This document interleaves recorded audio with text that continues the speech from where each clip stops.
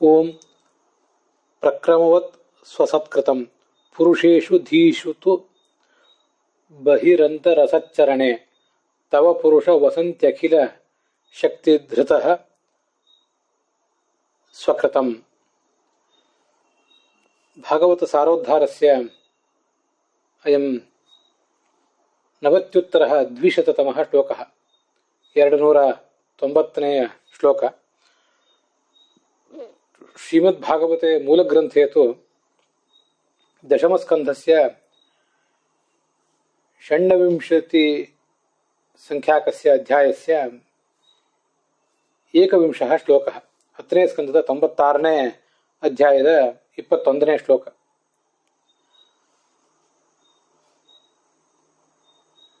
अस्मिन् भागवत ग्रन्थस्य प्रकरणे मूलग्रन्थे श्रुतिगीता इति खलु प्रसिद्धा कथा अनुवर्तते।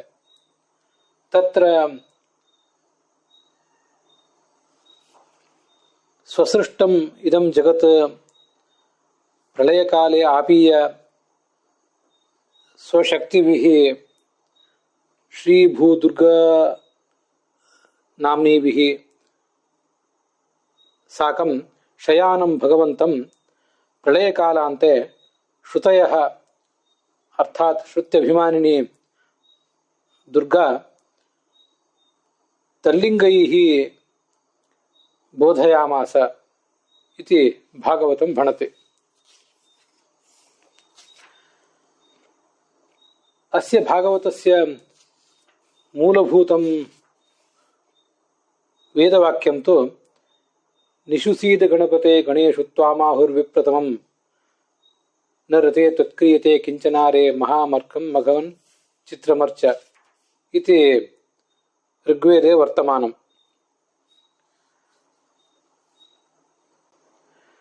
अयं च भागवतस्य श्लोकः प्रक्रमवत् स्वसत्कृतमिति त्रिचरणोऽयं श्लोकः। यथा तदेतत् प्रदर्शयति अरण्यकाचार्यः। अनेन त्रिचरणरूपेण श्लोकेन अस्य श्लोकस्य गायत्री सदृशता अपि स्मार्यते। हे पुरुष नारायण, सच्चरणे असच्चरणे चेति सर्वेषु पुरुषेषु स्वचरण साधनभूतासु असच्चरण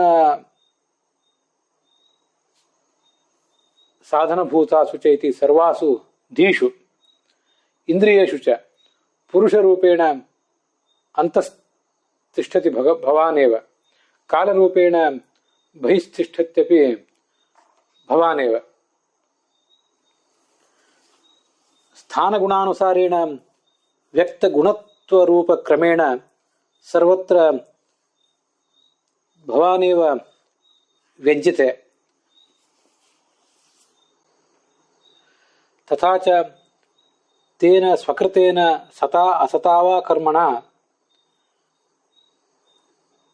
भवान् आत्मानमेव सत्करोति, पूजयति इति त्वां वदन्ति, त्वां वर्णयन्ति च ज्ञानिनः। अस्य भागवतस्य अर्थमेव संवदन्ति श्रुतिरपि निषुसीद गणपते त्वामाहुः विप्रतमं कवीनाम् इति एवं गृणाति भगवन्तं। हे गणपते, गणेषु त्वामेव प्रधानं वर्णयन्ति सर्वेपि। हे परमपुरुष, त्वद्ऋते समीपे दूरे वा किमपि नैव क्रियते अस्मिन् प्रपञ्चे। हे मघवन्, पूज्यम् आश्चर्यकरं च भगवन्तं ಭವಂತಂ ಭವಾನೇವ ಪೂಜಯತು ಇತಿ ತಸ್ಯಾಹ ಶ್ರುತೇಃ ಅರ್ಥಃ. ಭಾಗವತದಲ್ಲಿ ಶ್ರುತಿಗೀತಾ ಅಂತ ಒಂದು ಪ್ರಕರಣ ಇದೆ, ಅಲ್ಲಿ ಬಂದಿರುವಂತಹ ಒಂದು ಶ್ಲೋಕ ಇದು. ಆ ಶ್ರುತಿಗೀತಾದಲ್ಲಿ ಇದು 7ನೇದು. ಒಟ್ಟಾರೆ ಆ ಅಧ್ಯಾಯದಲ್ಲಿ 21ನೇ ಶ್ಲೋಕ. ಅದರ ಮೂಲ ಕಥಾ ಹೀಗಿದೆ. ಸ್ವಯಂಭುವಂ ಬ್ರಹ್ಮಸತ್ರಂ ಜನಲೋಕೆ ಅಭವತ್ಪುರ. ಹಿಂದೆ ಜನಲೋಕದಲ್ಲಿ ಎಲ್ಲ ಋಷಿಗಳು ಚತುರ್ಮುಖ ಬ್ರಹ್ಮನ ಮತ್ತೆ ಚತುರ್ಮುಖ ಬ್ರಹ್ಮನ ಮಾನಸ ಪುತ್ರರಾದಂಥ ಸನಕಾದಿಗಳು ಸೇರಿದ್ದಾಗ ಅಲ್ಲಿ ಒಂದು ವಿಚಾರಗೋಷ್ಠಿಯನ್ನು ನಡೆಸಿದರು. ಮೂಲತಃ ಈ ಕಥೆಯನ್ನು ಬದರೀನಾರಾಯಣ ಮುನಿ, ಬದರಿ ಕ್ಷೇತ್ರದಲ್ಲಿ ಏನೋ ನರನಾರಾಯಣರು ಅಂತಿದ್ದಾರೆ, ಅವರಲ್ಲಿ ನಾರಾಯಣ ಮುನಿ ನಾರದನಿಗೆ ಹೇಳಿದ್ದು. ಅಲ್ಲಿ ಪರೀಕ್ಷಿತನ ಪ್ರಶ್ನೆ ಹೀಗೆ ಆರಂಭದಲ್ಲಿ, ಅಧ್ಯಾಯದ ಆರಂಭದಲ್ಲಿದೆ. ಶುಕಾಚಾರ್ಯರನ್ನು ಹೀಗೆ ಕೇಳ್ತಾನೆ, ಈ ಭಗವಂತ ಅನಿರ್ದೇಶ್ಯ ಬ್ರಹ್ಮನ್ ಬ್ರಹ್ಮಣಿ ಅನಿರ್ದೇಶ್ಯೇ ನಿರ್ಗುಣೇ ಗುಣವೃತ್ತಯ ಕಥಂ ಚರಂತಿ ಶ್ರುತಯ ಸಾಕ್ಷಾತ್ ಸತಸತಃ ಪರೇ ಅಂತ. ಈ ಭಗವಂತ ಮಾತುಗಳಿಗೆ ನಿಲುಕುವವನಲ್ಲ. ಹಾಗಿರುವಾಗ ಈ ಶಬ್ದಗಳು ಆತನನ್ನು ಹೇಳ್ತಾವೆ ಹೇಗೆ ಅಂತ ಒಂದು ಪ್ರಶ್ನೆ ನಮಗೆ. ಯಾಕಂದ್ರೆ ಪ್ರತಿಯೊಂದು ಶಬ್ದವೂ ಕೂಡ ಒಂದಲ್ಲ ಒಂದು ಗುಣವನ್ನ ಹೇಳ್ತಾ ಇರ್ತದೆ. ಇವನು ಯಾವ ಗುಣವನ್ನೂ ಕೂಡ ಹೊಂದಿರುವವನಲ್ಲ, ಎಲ್ಲಾ ಗುಣಗಳನ್ನು ಮೀರಿದವನು ಅಂತ ಆದ್ಮೇಲೆ ಅಂಥವನನ್ನ ಈ ಶಬ್ದಗಳು ಹೇಳುವುದು ಹೇಗೆ ಅಂತ ಒಂದು ಪ್ರಶ್ನೆ. ಅದಕ್ಕೆ ಹೀಗೊಂದು ಕಥೆನೇ ಇದೆ. ಅತ್ರತೆ ವರ್ಣಯಿಷ್ಯಾಮಿ ಗಾಥಾಂ ನಾರಾಯಣ ಉದಿತಾಂ. ಸ್ವಯಂ ನಾರಾಯಣ ಮುನಿಯೇ ಬದ್ರಿ ಕ್ಷೇತ್ರದಲ್ಲಿ ನಾರದನಿಗೆ ಹೇಳಿದ ಕಥಾ ಇದೆ, ಅದನ್ನ ನಿನಗೆ ಹೇಳ್ತೇನೆ ಅಂತ ಪರೀಕ್ಷಿತನಿಗೆ ಶುಕಾಚಾರ್ಯ ಹೇಳಲಿಕ್ಕೆ ತೊಡಗಿದರು. ಯೋಸೌ ಭಾರತೀಯ ವರ್ಷೇಸ್ಮಿನ್ ಕ್ಷೇಮಾಯ ಸ್ವಸ್ಥಯೇ ನೃಣಾಂ. ನಮ್ಮ ಈ ಭರತ ವರ್ಷ ಏನಿದೆ, ಭರತ ವರ್ಷ ಅನಿಸಿರುವಂತಹ ಭೂಭಾಗ, ಅಲ್ಲಿ ಈ ಜಗತ್ತಿನ ಕ್ಷೇಮಕ್ಕಾಗಿ ತತ್ವಜ್ಞಾನವನ್ನು ಉಪದೇಶ ಮಾಡ್ತಾ ನಾರಾಯಣ ಮುನಿ ಇದ್ದಾನೆ. ಅಲ್ಲಿ ನಾರದರು ಹೀಗೆ ಅವನನ್ನ ಕೇಳಿದರು.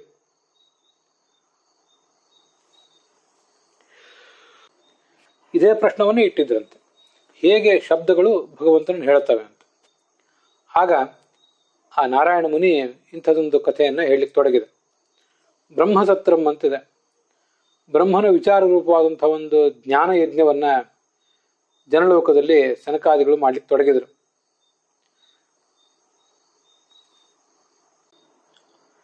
ಅಲ್ಲಿ ಸನಕಾದಿಗಳೇನು ಕುತ್ಕೊಂಡಿದ್ರು, ಅವರೆಲ್ಲರೂ ಕೂಡ ಸಮಾನರಾದವರೇ. ಆದರೆ ಅದರಲ್ಲಿ ಒಬ್ಬರಾದಂಥ ಸನಂದನ ಈ ಕಥೆಯನ್ನು ಹೇಳಲಿಕ್ಕೆ ತೊಡಗಿದರು, ಈ ತತ್ವವನ್ನು ಹೇಳಲಿಕ್ಕೆ ತೊಡಗಿದರು. ಉಳಿದವರೆಲ್ಲ ಅದನ್ನ ಶ್ರವಣ ಮಾಡಿದರು. ಸ್ವಯಂಭೂಂ ಬ್ರಹ್ಮಸೂತ್ರಂ ಜನಲೋಕೆ ಅಭವತ್ಪುರ ಅಂತ ಹೇಳಿಕ್ಕೆ ತೊಡಗಿದವರು ಸನಂದನ. ಆ ಭಗವಂತ ಅಲ್ಲಿ ಮಲಗಿದ್ದಾಗ ಈ ದುರ್ಗಾದೇವಿ ಆ ವೇದಾಭಿಮಾನಿನಿ ಆದವಳು ಭಗವಂತನನ್ನು ಸ್ತುತಿಸ್ಲಿಕ್ಕೆ ತೊಡಗಿದ್ಲು ಅಂತ ಏನು ಬಂದಿದೆ. ಅದು ಹೇಗೆ ಅಂದ್ರೆ, ಒಬ್ಬ ರಾಜ ಮಲ್ಕೊಂಡಿರ್ತಾನೆ. ಮಲ್ಕೊಂಡಿದ್ದಂಥವನನ್ನ ಒಂದಿ ಮಾಗದರು ಅಂತ ಏನಿರ್ತಾರೆ, ಅವನ ಪರಾಕ್ರಮಗಳನ್ನೆಲ್ಲ ಪ್ರಶಂಸಿಸಿ ಆತನನ್ನ ಏಳಿಸ್ತಾರಲ್ಲ, ಹಾಗೆ ಈ ಶ್ರುತಿಗಳು ಜಯ ಜಯ ಅಜಹ್ಯಜಾಮಜಿತ ದೋಷ ಗೃಭೀತ ಗುಣಾಂ ಅಂತ ಹೀಗೆ ಶ್ರುತಿಗಳು ಸ್ತುತಿಸ್ಲಿಕ್ಕೆ ತೊಡಗಿದವು. ಅದು 15ನೇ ಶ್ಲೋಕ ಅಲ್ಲಿ ಆ ಅಧ್ಯಾಯದಲ್ಲಿ. ಮತ್ತೆ ಶ್ರುತಿಗೀತಾದಲ್ಲಿ 1ನೇ ಶ್ಲೋಕ ಅದು. ಈ ಏನು ಜಯ ಜಯ ಜಹ್ಯಜಾಮಜಿತ ಅಂತ 1ನೇ ಶ್ಲೋಕ ಇದೆ ಶ್ರುತಿಗೀತಾದ್ದು, ಅದಕ್ಕೆ ಸಂಬಂಧಪಟ್ಟ ಒಂದು ವೇದವಾಕ್ಯವೂ ಕೂಡ ಇದೆ. ಅದನ್ನು ಆಚಾರ್ಯರು ಈ ಪ್ರತಿಯೊಂದು ಶ್ಲೋಕಕ್ಕೂ, ಭಾಗವತದ ಈ ಅಧ್ಯಾಯದ ಆ ಶ್ರುತಿಗೀತಾದ ಪ್ರತಿಯೊಂದು ಶ್ಲೋಕಕ್ಕೂ ಕೂಡ ಮೂಲಭೂತವಾದ ಶ್ರುತಿ ಯಾವುದು ಅಂತ ಅನ್ನೋದನ್ನ ತೋರಿಸ್ತಾ ಹೋಗ್ತಾರೆ. ಹೀಗೆ 15ನೇ ಶ್ಲೋಕದಿಂದ ಆರಂಭಿಸಿ ಶ್ರುತಿಗೀತ ಪ್ರಾರಂಭ ಆಗ್ತದೆ. ಅಲ್ಲಿಂದ ಮುಂದೆ 21ನೇ ಶ್ಲೋಕವೇ ಇದು ಪ್ರಕ್ರಮವತ್ ಸ್ವಸತ್ಕೃತಂ ಅಂತ. ಮತ್ತಿದು 7ನೇ ಶ್ಲೋಕ. ನಾವು ಅಲ್ಲೇನು ಆ ಶ್ರುತಿಗೀತಾದಲ್ಲಿ ನೋಡ್ತೀವಿ ಆ ಕ್ರಮದಿಂದ. ಆ ಅಧ್ಯಾಯದಲ್ಲಿ 21, ಆದರೆ ಶ್ರುತಿಗೀತಾದಲ್ಲಿ ಅದು 7ನೇ ಪದ್ಯ ಅಂತ ಹೀಗೆ ತಿಳ್ಕೋಬೇಕು. ಇಲ್ಲೊಂದು ಸಂಗತಿ ಇದೆ, ಅದನ್ನು ವಿಷ್ಣು ತೀರ್ಥಾಚಾರ್ಯ ಹೇಳಿದ್ದಾರೆ. ಪ್ರಕ್ರಮವತ್ ಸ್ವಸತ್ಕೃತಂ ಅಂತ ಒಂದು ಪಾದ, ಪುರುಷೇಶು ಧೀಷು ತು ಬಹಿರಂತ ರಸಚ್ಚರಣೆ ಅಂತ 2ನೇ ಪಾದ, ತವ ಪುರುಷ ವಸಂತ ಅಖಿಲ ಶಕ್ತಿ ಧೃತಃ ಸ್ವಕೃತಂ ಅಂತ 3 ಪಾದ. ಹೀಗೆ ಇದು ಗಾಯತ್ರಿಗೆ ತುಲ್ಯವಾದದ್ದು, ತುಂಬಾ ಅದ್ಭುತವಾದಂತಹ ಒಂದು ಮಂತ್ರ ಇದು. ತ್ರಿಪದ ಷಟ್ಕುಕ್ಷಿಹಿ ಅಂತ ಗಾಯತ್ರಿ ನಾವೆಲ್ಲ ಹೀಗೆ ಹೇಳ್ತೀವಿ, ನಮ್ಗೆಲ್ರಿಗೂ ಅದು ಗೊತ್ತಿದ್ದೇ ಇದೆ. ಗಾಯತ್ರಿಗೆ ಸಮಾನವಾದುದರಿಂದಲೇ ಇದನ್ನ ಪೌರುಷೇಯವಾದ್ದರಿಂದ ಗಾಯತ್ರಿ ಮಂತ್ರ, ಮೂಲ ಗಾಯತ್ರಿ ಮಂತ್ರವನ್ನು ಜಪಿಸ್ಲಿಕ್ಕೆ ಅಧಿಕಾರ ಇಲ್ಲದೆ ಇದ್ದವರು ಪುರಾಣೋಕ್ತ ಗಾಯತ್ರಿಯನ್ನ ಹೇಗೆ ಪಠಿಸ್ತಾರೋ ಹಾಗೆ ಇದನ್ನು ಕೂಡ ಪಠಿಸಬಹುದು. ಯೋದೇವ ಸವಿತಾಸ್ಮಾಕಂ ಧಿಯೋ ಧರ್ಮಾದಿ ಗೋಚರಾಹ ಪ್ರೇರೇತ್ ತಸ್ಯ ತದ್ಭರ್ಗಸ್ ತದ್ವರೆಣ್ಯಮುಪಾಸ್ಮಹೆ ಅಂತ ಪುರಾಣೋಕ್ತವಾದ ಗಾಯತ್ರಿ. ಅದನ್ನು ಪಠಿಸಿದಂತೆ ಪ್ರಕ್ರಮವತ್ ಸ್ವಸತ್ಕೃತಂ ಪುರುಷೇಶು ಧೀಷು ತು ಬಹಿರಂತರಸಚ್ಚರಣೆ ತವ ಪುರುಷ ವದಂತ್ಯ ಅಖಿಲ ಶಕ್ತಿ ಧೃತಃ ಸ್ವಕೃತಂ ಅಂತ ಇದನ್ನು ಕೂಡ ಹೇಳ್ಬೋದು. ಇಲ್ಲಿಯೂ ಕೂಡ ಆ ಭಗವಂತ ಬುದ್ಧಿಯನ್ನು ಪ್ರಚೋದಿಸುವ ಬಗ್ಗೆ ವರ್ಣನ ಇದೆ, ಅದನ್ನು ಮುಂದೆ ನೋಡೋಣ. ಒಂದಿಮಾಗದರೂ ಭಗವಂತ ಸಾಮ್ರಾಟನೊಬ್ಬನನ್ನು ಸ್ತುತಿಸಿ ಎಚ್ಚರಗೊಳಿಸುವಂತೆ ಈ ವೇದಾಭಿಮಾನಿನಿ ದುರ್ಗಾದೇವತೆ ಪ್ರಳಯದ ಕೊನೆಯಲ್ಲಿ ಭಗವಂತನನ್ನ ಎಬ್ಬಿಸ್ತಾಳಂತೆ. ಪರಮಪುರುಷನೇ ಜೀವರೆಲ್ಲರೂ ಕೂಡ ಪರಸ್ಪರ ತಾರತಮ್ಯ ಹೊಂದಿರುವಂಥವ್ರು, ಯಾರೂ ಏಕಪ್ರಕಾರರಿಲ್ಲ. ಅವರಲ್ಲಿ ನೀನು ಕೂಡ ತಾರತಮ್ಯಕ್ಕನುಸಾರವಾಗಿ ವ್ಯಕ್ತನಾಗ್ತಿ. ಶ್ರೇಷ್ಠನಾದ ಜೀವನಾದ್ರೆ ಅವನಲ್ಲಿ ಚೆನ್ನಾಗಿ ವ್ಯಕ್ತನಾಗ್ತಿ, ಕನಿಷ್ಠ ಜೀವನಾದ್ರೆ ಅವನಲ್ಲಿ ಕಡಿಮೆ ವ್ಯಕ್ತನಾಗ್ತಿ. ಮತ್ತೆ ಆ ಕನಿಷ್ಠನಿಂದಲೂ ಶ್ರೇಷ್ಠನಿಂದಲೂ ಮಧ್ಯಮನಿಂದಲೂ ಪೂಜೆ ಮಾಡಿಸಿ ನೀನೇ ಅದನ್ನು ಸ್ವೀಕಾರ ಮಾಡ್ತಿ. ದುರಾಚಾರಿಗಳಲ್ಲಿ ಸದಾಚಾರಿಗಳಲ್ಲಿ ಎಲ್ಲ ಕರ್ಮಗಳನ್ನು ಮಾಡಿಸುವವನು ನೀನೇ. ಚತುರ್ಮುಖ ಬ್ರಹ್ಮಾದಿಗಳ ಮೂಲಕ ಈ ಒಬ್ಬ ಜೀವ ದುರಾಚಾರವನ್ನೇ ಮಾಡಲಿ ಸದಾಚಾರವನ್ನೇ ಮಾಡಲಿ ಅದಕ್ಕೆ ಬ್ರಹ್ಮಾದಿ ದೇವತೆಗಳು ಕಾರಣರಾಗಿರ್ತಾರೆ ಮತ್ತು ಕಲಿ ಮೊದಲಾದಂಥ ದೈತ್ಯರು ಕೂಡ ಕಾರಣರಾಗಿರ್ತಾರೆ. ಜೀವನಿಂದ ಸತ್ಕರ್ಮ ನಡೆದಾಗ ಅದರ ಫಲ ಸತ್ಫಲ ದೇವತೆಗಳಿಗೆ ತಲುಪ್ತದೆ, ಅದರ ದುಷ್ಫಲ ದೈತ್ಯರಿಗೆ ತಲುಪ್ತದೆ. ಆಯಾ ಜೀವನಿಗೆ ಸತ್ಫಲ ಆಗಲಿ ದುಷ್ಫಲ ಆಗಲಿ ಸ್ವಲ್ಪ ಕಡಿಮೆನೇ ದೊರಕ್ತದೆ. ಹೀಗೆ ದುರಾಚಾರಿಗಳ ಮೂಲಕನೂ ಕೂಡ ನೀನೇ ಪಾಪಾಚರಣ ಮಾಡಿಸ್ತಿ, ಮತ್ತೆ ಅದನ್ನು ಕೂಡ ನೀನು ನಿನ್ನ ಪೂಜೆಯನ್ನಾಗಿ ಸ್ವೀಕಾರ ಮಾಡ್ತಿ. ಹೊರಗೆ ಕಾಲರೂಪದಿಂದ ನೀನಿದ್ದಿ, ಮತ್ತೆ ಒಳಗೆ ಪುರುಷ ಎಂಬ ರೂಪದಿಂದ ನೀನಿದ್ದಿ. ಹಿಂದೆ ಇದು ಬಂದಿದೆ, ಭಾಗವತ ತಾತ್ಪರ್ಯದಲ್ಲಿ ಬಂದಿರುವಂತಹ ವಿಷಯ ಇದು. ಹೀಗೆ ಒಳಗೆ ಪುರುಷ ರೂಪದಿಂದ ಇದ್ದು ನೀನು ಏನೇನು ಪ್ರೇರಣೆ ಮಾಡ್ತಿ ಅದೆಲ್ಲವೂ ನೀನೇ ಮಾಡಿಸಿಕೊಳ್ಳುವಂಥ ನಿನ್ನದೇ ಪೂಜೆ. ಇದನ್ನು ಹೊರತು ಬೇರೆ ಯಾರು ಏನನ್ನು ಮಾಡ್ತಾ ಇಲ್ಲ. ಇದನ್ನು ಗಮನಿಸ್ಬೇಕು. ನೀನು ಪ್ರೇರಣೆ ಮಾಡಿ ಹೀಗೆ ಮಾಡೋದು. ಗಾಯತ್ರಿಯು ಕೂಡ ಧಿಯೋ ಯೋನ ಪ್ರಚೋದಯಾತ್, ಅವನು ನಮ್ಮ ಬುದ್ಧಿಯನ್ನು ಪ್ರಚೋದಿಸಲಿ, ಸತ್ಕರ್ಮ ಮಾಡಿಸಲಿ, ನಮ್ಮ ಬುದ್ಧಿಯನ್ನು ಸನ್ಮಾರ್ಗದಲ್ಲಿ ಪ್ರೇರಿಸಿ ನಮ್ಮಿಂದ ಸತ್ಕರ್ಮ ಮಾಡಿಸಿ ಅದನ್ನು ತನ್ನ ಪೂಜೆಯನ್ನಾಗಿ ಅವನು ಸ್ವೀಕಾರ ಮಾಡಲಿ ಅಂತ ಅಲ್ಲಿಯೂ ಕೂಡ ಹೇಳಿದಂತೆನೆ. ಹಾಗೆ ಬಂದಿರೋದ್ರಿಂದ ಇದು ಕೂಡ ಗಾಯತ್ರಿ ಮಂತ್ರಕ್ಕೆ ತುಲ್ಯವಾದದ್ದೇ.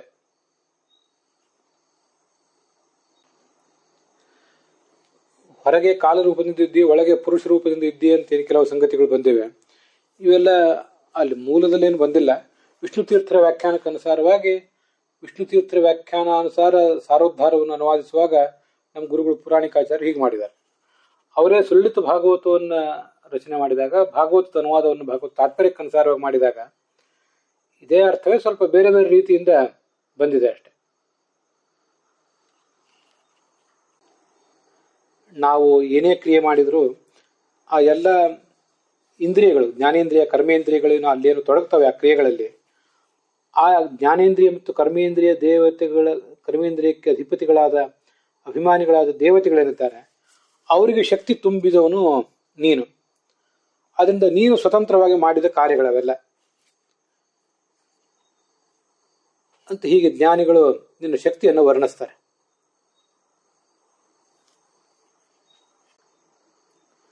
ಹೊರಗೆ ವೇದವ್ಯಾಸಾದಿಗಳ ರೂಪದಿಂದ ನೀನು ಬೋಧನೆ ಮಾಡಿದ್ದೆ. ದೇವತೆಗಳಿಗೆ ವೇದವ್ಯಾಸ, ಕಪಿಲ, ದತ್ತ ಮೊದಲಾದ ರೂಪದಿಂದ ಬೋಧನೆ ಮಾಡಿದ್ದೆ. ಮತ್ತೆ ದೈತ್ಯರಿಗೆ ಬುದ್ಧಾದಿ ರೂಪದಿಂದ ಬೋಧನೆ ಮಾಡಿದ್ದೆ. ಇದೆರಡೂ ಕೂಡ ಹೊರಗೆ ಮಾಡಿದ್ದು. ಮತ್ತೆ ಎಲ್ಲರಿಗೂ ಕೂಡ ಒಳಗೆ ಅಂತರ್ಯಾಮಿಯಾಗಿ ನೀನು ನಾನಾ ಥರದ ಬೋಧನೆ ಮಾಡ್ತಿ. ಇವೆಲ್ಲವೂ ಕೂಡ ನಿನ್ನ ಪೂಜೆಯೇ ನೀನೇ ಮಾಡಿಕೊಳ್ಳುವುದು ಅಂತ ಜ್ಞಾನಿಗಳು ವರ್ಣನೆ ಮಾಡ್ತಾರೆ. ಹೀಗೆ ನಿನ್ನ ಪೂಜೆಯನ್ನು ನೀನು ಮಾಡಿಸಿಕೊಳ್ಳುವ ಕಾಲ ಬಂದಿದೆ. ಈಗ ನೀನು ಮಲಗಿದ್ದರೆ ಆ ನಿನ್ನ ಪೂಜೆ ನಡೆಯಲಾರದು. ಆ ನಿನ್ನ ಪೂಜೆಯ ವೈಭವವನ್ನು ನಮಗೆ ನೋಡಲಿಕ್ಕೂ ಸಾಧ್ಯ ಆಗೋದಿಲ್ಲ. ಅದರಿಂದ ಎದ್ದೇಳು, ನಿನ್ನ ಪೂಜೆಯನ್ನು ನೀನು ಮಾಡಿಕೋ. ಅದನ್ನು ನಾವು ಕಣ್ಣು ತುಂಬಿಕೊಳ್ತೇವೆ ಅಷ್ಟೇ. ಅದನ್ನು ಬಿಟ್ಟು ಮತ್ತೇನು ನಮಗೆ ಇಲ್ಲಿ ಮಾಡ್ಲಿಕ್ಕೆ ಸಾಧ್ಯವಿಲ್ಲ ಅಂತ ಇದು ಮಂತ್ರವನ್ನು ಹೇಳುವವರು ತಾಳಬೇಕಾದ ಅನುಸಂಧಾನ. ಹೊರಗೆ ವೇದವ್ಯಾಸಾದ ರೂಪದಿಂದ ಬೋಧಿಸಿದ್ದು, ಬುದ್ಧಾದಿ ರೂಪದಿಂದ ಬೋಧಿಸಿದ್ದು ಅನ್ನೋದೆಲ್ಲ ಭಾಗವತದ ಬೇರೆ ಬೇರೆ ವ್ಯಾಖ್ಯಾನಗಳೇನಿವೆ ಆ ವ್ಯಾಖ್ಯಾನಕ್ಕನುಸಾರವಾಗಿ ತಗೊಂಡ ಅರ್ಥಗಳು. ಅದು ಇಲ್ಲಿ ಸಾರೋದ್ಧಾರದಲ್ಲಿ ಕಾಣಿಸೋದಿಲ್ಲ. ಸಾರೋದ್ಧಾರದಲ್ಲಿ ಕಾಣಿಸಿದ್ದು ಅಲ್ಲಿರ್ಲಿಕ್ಕಿಲ್ಲ, ಅಲ್ಲಿದ್ದು ಇಲ್ಲಿರೋದಿಲ್ಲ. ಹಾಗಾಗಿ ಎರಡನ್ನೂ ಕೂಡ ಒಂದು ಹದವಾದ ಮಿಶ್ರಣದ ರೂಪದಲ್ಲಿ ನಾನು ಹೇಳುವ ಒಂದು ಪ್ರಯತ್ನ ಮಾಡ್ತಿದ್ದೇನೆ. ಪ್ರಕ್ರಮವತ್ತು ಅಂತಿದೆ. ಪ್ರಕ್ರಮ ಅಂದ್ರೆ ಪ್ರಕರ್ಷವಾದ ಕ್ರಮ, ಅಂದ್ರೆ ತಾರತಮ್ಯ ಕ್ರಮ ಅಂತ ಅರ್ಥ. ದೊಡ್ಡವರಲ್ಲಿದ್ದು ದೊಡ್ಡ ಪೂಜೆ ನೀನು ನಡೆಸ್ತಿ, ಸಣ್ಣವರಲ್ಲಿದ್ದು ಸಣ್ಣ ಪೂಜೆ ನಡೆಸ್ತಿ. ಮತ್ತು ಆ ಸಣ್ಣ ಪೂಜೆಯೂ ನಿನಗೆ ಸಲ್ಲುವುದು, ದೊಡ್ಡ ಪೂಜೆಯೂ ನಿನಗೆ ಸಲ್ಲುವುದು. ಸಣ್ಣ ಪೂಜೆಯನ್ನು ದೊಡ್ಡ ಪೂಜೆಯನ್ನು ಮಾಡಿಸಿದವನು ನೀನೇ. ಸಣ್ಣವರಿಂದ ಸಣ್ಣ ಪೂಜೆ ಮಾಡಿಸಿದೆ, ದೊಡ್ಡವರಿಂದ ದೊಡ್ಡ ಪೂಜೆ ಮಾಡಿಸಿದೆ. ಅಂತೂ ಸಣ್ಣವರಿಂದಲೂ ಕೂಡ ಒಂದು ಯಾವ್ದಾದ್ರು ಒಂದು ಪೂಜೆ ನಡೀತು. ನಾವು ಸಣ್ಣವರೊಂದು ಮಾತ್ರಕ್ಕೆ ನಮ್ಮಿಂದ ಪೂಜೆ ನಡೀಲೇ ಇಲ್ಲ ಅಂತಲ್ಲ. ಮತ್ತೆ ಇದು ನಡೆದಿದೆ ಅಂದಮೇಲೆ ಭಗವಂತನೇ ಇದನ್ನು ನಡೆಸಿದ್ದಾನೆ, ಅವನಿಗದು ಸಂದಿದೆ ಅಂತಲೇ ಅರ್ಥ. ಇದು ನಾವೆಲ್ಲರೂ ತಾಳ್ಬೇಕಾದಂಥ ಒಂದು ಭರವಸೆ, ತುಂಬ ಸುಂದರವಾದಂಥ ಒಂದು ಸಂಗತಿ ಇದು. ಯಾಕೆಂದ್ರೆ ನಮಗೆ ಶಾಸ್ತ್ರದ ಅಧ್ಯಯನ ಆಗಿಲ್ಲ, ನಮಗೆ ಬೇಕಾದಂಥ ಎಲ್ಲ ಅನುಸಂಧಾನಗಳಿಲ್ಲ ಅಂತ ನಾನಾ ಥರದ ಒಂದು ಸಂಕಟ, ತೊಳಲಾಟ ಮನುಷ್ಯನಿಗೆ ಮನಸ್ಸಿನಲ್ಲಿ ಇರ್ತದೆ. ವಿದ್ವಾಂಸರಿಗೂ ಇರ್ತದೆ, ವಿದ್ವಾಂಸರು ಅಲ್ಲದೇ ಇದ್ದವರಿಗೂ ಇರ್ತದೆ. ವಿದ್ವಾಂಸರಿಗೂ ಇರಬೇಕು. ಶಾಸ್ತ್ರಾಧ್ಯಯನ ಮಾಡಿದರೂ ಕೂಡ ಪೂರ್ಣವಾದ ಜ್ಞಾನ ನನಗಿಲ್ಲ, ನಾನು ಸಣ್ಣವನು ಅನ್ನುವಂಥ ಎಚ್ಚರ ಇರಬೇಕು. ಹೊರತು ಶಾಸ್ತ್ರಾಧ್ಯಯನ ಮಾಡಿ ದೊಡ್ಡವನಾಗಿದ್ದೇನೆ, ದೊಡ್ಡ ಪೂಜೆ ಮಾಡಿದ್ದೇನೆ ಅಂತ ಭ್ರಮಿಸಬಾರದು. ಸಣ್ಣವನೇ ಆಗಿದ್ದೇನೆ, ಅದು ನನ್ನಿಂದಲೂ ಒಂದು ಪೂಜೆ ನಡೆದಿದೆ. ನನ್ನನ್ನು ಮೀರಿ ಅನೇಕ ಜನ ದೊಡ್ಡವರಿದ್ದಾರೆ, ಅವ್ರು ಇನ್ನೂ ದೊಡ್ಡ ಪೂಜೆಗಳನ್ನೇ ಮಾಡ್ತಾ ಇದ್ದಾರೆ. ಅದನ್ನೂ ಭಗವಂತ ಸ್ವೀಕಾರ ಮಾಡಿದ್ದಾನೆ. ನಾವು ಅದನ್ನೆಲ್ಲ ಈ ಜಗತ್ತಿನಲ್ಲಿ ನೋಡ್ತಾ ಇದ್ದೇವೆ. ನಮ್ಮಂಥ ಸಣ್ಣವರ ಕೈಯಿಂದಲೂ ಭಗವಂತ ಪೂಜೆಗಳನ್ನು ಮಾಡಿಸ್ತಾ ಇದ್ದಾನೆ ಅಂದ್ರೆ ಅವನು ಅದನ್ನು ಒಳಗೆ ನಿಂತು ಮಾಡಿರುವುದರಿಂದಲೇ ನಾವು ಮಾಡುತ್ತಾ ಇದ್ದೇವೆ. ಮತ್ತೆ ಅವನು ಅದನ್ನು ಸ್ವೀಕಾರ ಮಾಡ್ತಾ ಇದ್ದಾನೆ ಪ್ರತಿ ಕ್ಷಣವೂ ಅನ್ನುವುದಕ್ಕೆ ನಾವು ಮಾಡ್ತಿದ್ದೀವಿ ಅನ್ನುವುದೇ ಒಂದು ಗಮಕ. ನಾವು ಮಾಡ್ತಿದ್ದೀವಿ ಈ ಕೆಲಸವನ್ನು ಅಂತ ಅವನು ಸ್ವೀಕಾರ ಮಾಡ್ತಾ ಇದ್ದಾನೆ ಅಂತಲೇ ಅರ್ಥ. ಇಷ್ಟೇ ಮಾಡ್ತಿರುವಾಗ ನಮಗೆ ಅಹಂಕಾರ, ದುರ್ಬುದ್ಧಿ ಮತ್ತೆ ಮನಸ್ಸಿನ ಏಕಾಗ್ರತೆ ಕೊರತೆ ಇತ್ಯಾದಿಗಳು ಇರಬಾರ್ದು.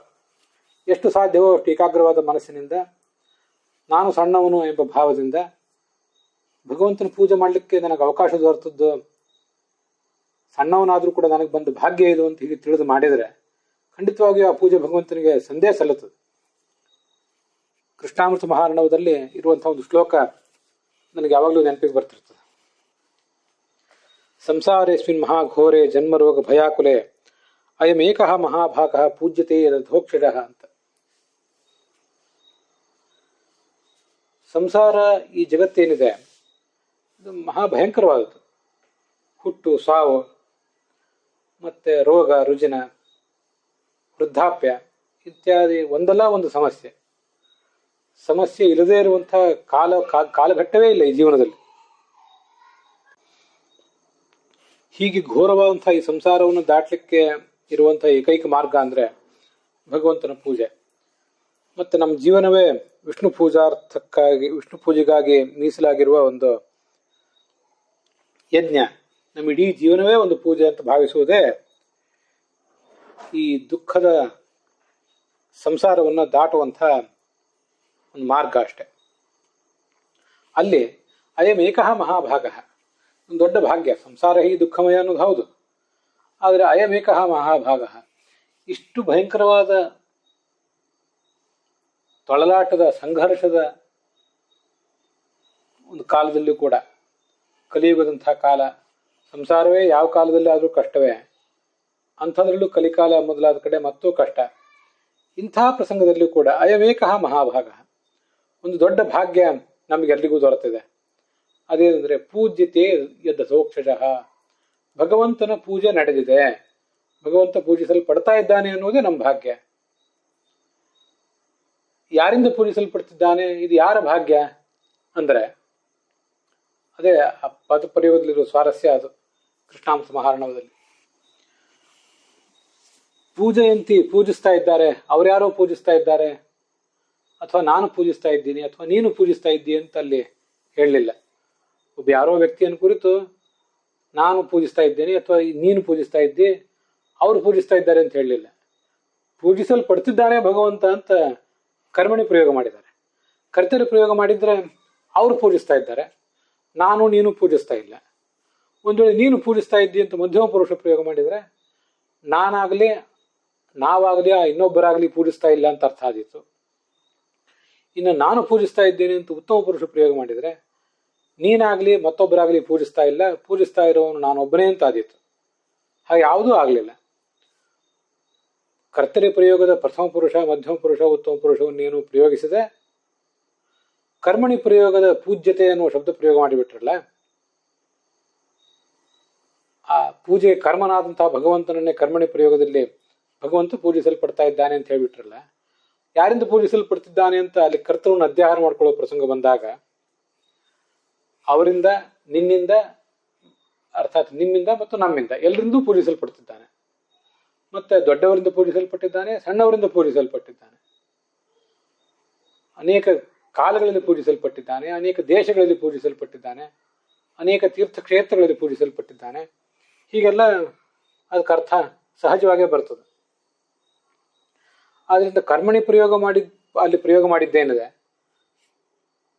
ಅದು ತುಂಬಾ ಅದ್ಭುತವಾದಂತಹ ಒಂದು ಸಂಗತಿ. ಪೂಜಿಸಲ್ಪಡ್ತಿದ್ದಾನೆ ಅನ್ನೋದೇ ದೊಡ್ಡ ಭಾಗ್ಯ.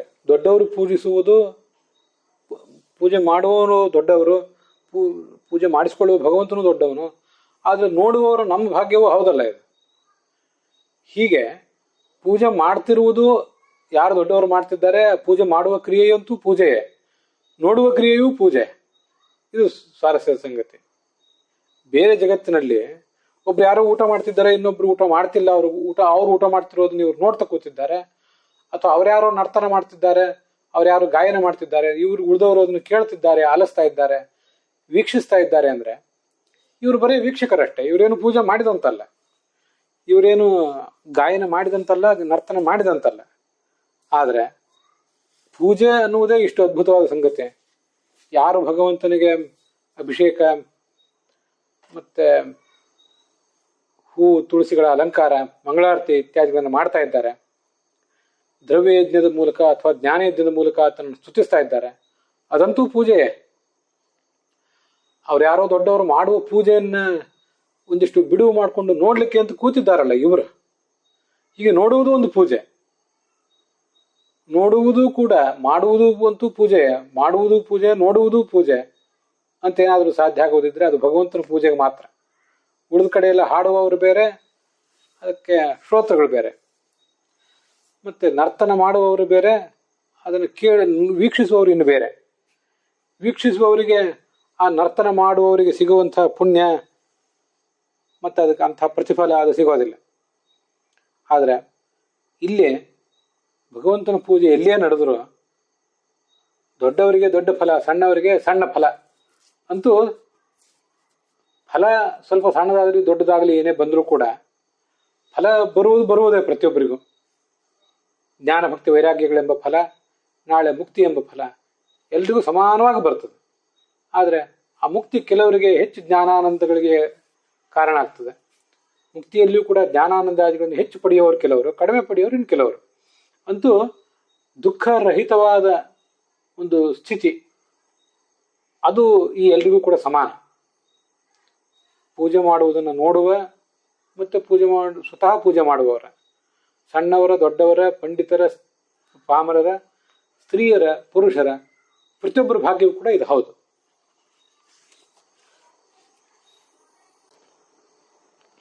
ಇದಿಷ್ಟು ಈ ಶ್ಲೋಕದ ಪೂರ್ವ ಪೀಠಿಕೆಯನ್ನು, ಹೇಗೆ ಶ್ರುತಿಗೀತ ಪ್ರವೃತ್ತ ಆಯಿತು ಅಂತ ಅನ್ನೋದನ್ನು ನೋಡಿದ್ದೀವಿ, ಯಾರು ಇದನ್ನು ಹೇಳಿದ್ದಾರೆ ಅಂತ ಅನ್ನೋದನ್ನು ನೋಡಿದ್ದೀವಿ.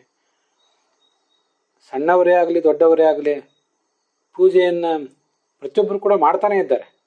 ಪೂಜೆ ಮಾಡುವುದು ಅನ್ನೋದು ಒಬ್ಬೊಬ್ಬರಿಗೂ ಒಂದೊಂದು ರೀತಿ, ಎಲ್ಲರಿಗೂ ಒಂದೇ ರೀತಿಯಾದ ಪೂಜೆ ಏನೂ ಇಲ್ಲ, ಹಾಗೆ ಶಾಸ್ತ್ರ ಹೇಳಿಲ್ಲ. ತಮ್ಮ ವರ್ಣಕ್ಕನುಸಾರವಾಗಿ, ತಮ್ಮ ಆಶ್ರಮಕ್ಕನುಸಾರವಾಗಿ, ತಮ್ಮ ಹಿನ್ನೆಲೆಗನುಸಾರವಾಗಿ ಪ್ರತಿಯೊಬ್ಬರು ಕೂಡ ಅವರವರದೇ ಆದ ರೀತಿಯಲ್ಲಿ ಪೂಜೆ ಮಾಡ್ತಾರೆ. ಇನ್ಯಾರೋ ಮಾಡುವುದನ್ನು ನೋಡಿದರೂ, ಅವ್ರ್ಯಾರೋ ಆ ಮಂತ್ರಗಳನ್ನು ಪಠಿಸುವಾಗ ಅದನ್ನು ಕೇಳಿದರೂ ಕೂಡ ಅದು ಒಂದು ದೊಡ್ಡ ಪೂಜೆಯೇ. ಇನ್ನು ಒಂದು ಪ್ರಶ್ನೆ ಇದೆ, ಆ ಪ್ರಶ್ನೆ ಇವತ್ತು ಹೇಳಿರ್ತೇನೆ. ಪ್ರಶ್ನೆಗೆ ಏನು ಉತ್ತರ ಅಂತ ಅನ್ನೋದನ್ನು ನಾಳೆ ದಿವಸ ನೋಡೋಣ. ಸಜ್ಜನರು ಮಾಡುವ ಆರಾಧನೆ ಏನಿದೆ ಅದು ನಿನ್ನ ಪೂಜೆ, ನೀನು ಅದನ್ನು ಪೂಜೆಯಾಗಿ ಸ್ವೀಕಾರ ಮಾಡ್ತೀಯ ಅನ್ನೋದು ಸರಿ.